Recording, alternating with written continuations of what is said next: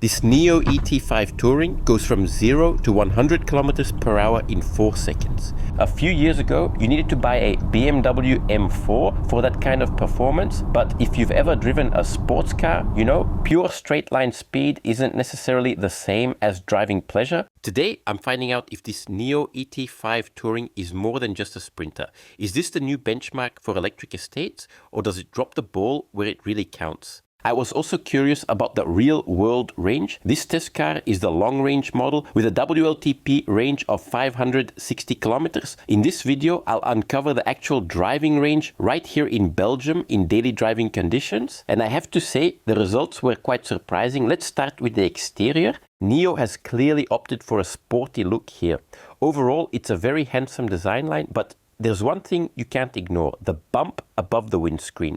That's where the cameras and Lidar sensor are housed. It's functional for the driver assistance systems, but aesthetically, that's a matter of taste. It's rather, let's say, present. Apart from that, I do think the sporty look works well. At the front, there's a sort of diffuser look on the lower bumper, and there are air intakes under the lights.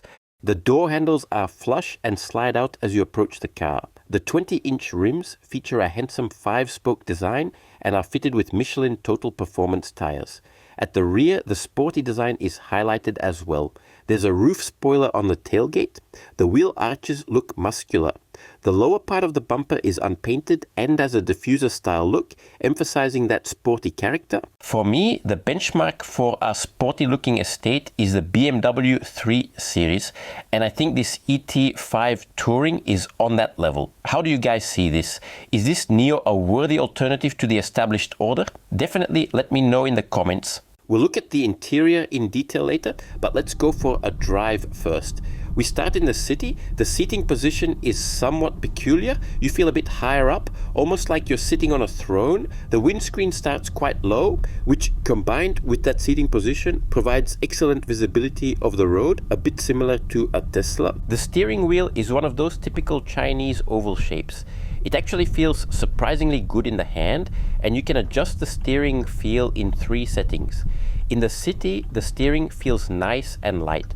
All good so far. What stands out immediately over speed bumps is the suspension. It's comfortable. The ride over bumpy roads is comfortable in terms of damping, but there was quite a bit of rattling coming from the back seat and the boot. The turning circle is also tight, making the car very maneuverable in narrow streets. What are the specs of the test car? Well, it's the ET5 Touring Long Range. This sits on your driveway starting from 70,750 euros.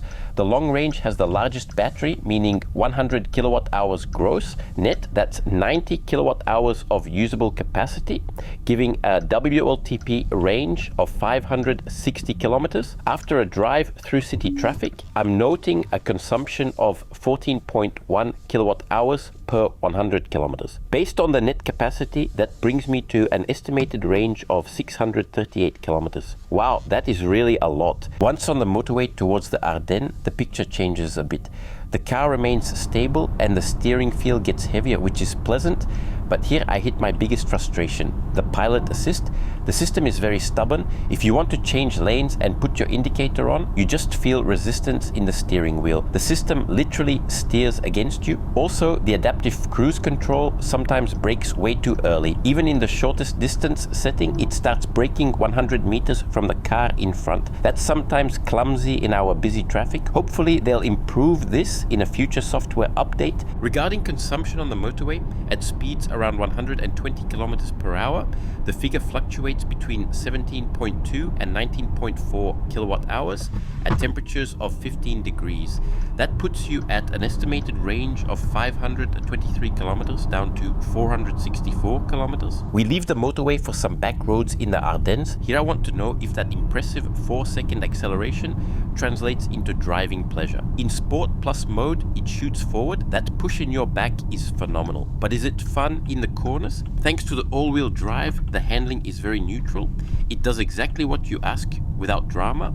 and that might be exactly the point. There's no hint of light oversteer. The car stays strictly within the lines. For the purist looking for a playful rear end, this might be a bit too clinical. If we drive calmly here, consumption drops back to a nice 14 kilowatt hours. If you really drive sportly, it logically rises to 21 kilowatt hours. In that case, the estimated range is 429 kilometers. Parking is smooth thanks to the 360-degree camera. The image is clear, sharp, bright, and has good color. Nothing to complain about there. If you want to read the results of this test at your own pace, go to my site. I will link it below this video. There you'll find not just this test, but also range tests of dozens of other cars and nearly 400 test drive videos. Let's explore the car further. The boot is large enough, but on the slightly smaller side. In total, there is a volume of 450 liters to 1,300 liters. I have the impression there should normally be a load cover here, but it's just missing in this test car. It's a fine place to be in the back. There's no transmission tunnel, so you have plenty of foot space, and that enormous panoramic roof provides lots of light. I do feel like I'm sitting with my knees up a bit. There is certainly room enough for 2 adults. You could occasionally transport a third person as well. The doors are soft close. By the way, the door feels heavy enough, just like with premium brands. Up front, we see a mix of styles in the materials. The door panels have a nice fabric, which feels a bit Scandinavian. There's also some plastic that feels a bit rubbery. The seats are upholstered in leather look material. It sits comfortably, but to be honest, it feels a bit synthetic. Personally, give me the feel of real leather like you find in the German premium brands. The cockpit is nicely shaped around the driver, but the screens are generic. 2 rectangular displays that look placed on rather than integrated. That is quite typically Chinese, and they seem to appear in every brand. The software also looks fairly generic, and they all seem to have drawn inspiration from Tesla. That's not necessarily bad, because the software itself actually works excellently. No lag, no bugs, very intuitive. The voice assistant Nomi doesn't speak Dutch. There is a separate button for drive modes.